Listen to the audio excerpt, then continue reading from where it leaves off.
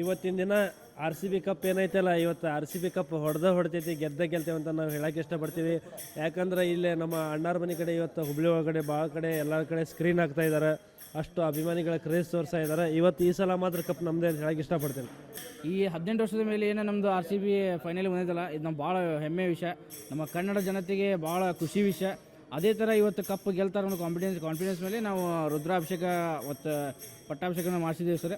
ಅದು ಚಲೋ ಆಗಿದೆ. RCB ಈ ಸಲ ಕಪ್ ನಮ್ಮದೇ. RCB ಮ್ಯಾಚ್ ಫೈನಲ್ ಬಂದಿರೋದು ನಮಗೆಲ್ಲರಿಗೂ ಒಂದು ದೊಡ್ಡ ಖುಷಿ ಸರ್. ಎಲ್ಲರಿಗೂ ಏನು ಹೇಳಕ್ಕೆ ಇಷ್ಟಪಡ್ತೇವೆ ಅಂದರೆ ಈ ಸಲ ಕಪ್ ನಮ್ಮದೇ.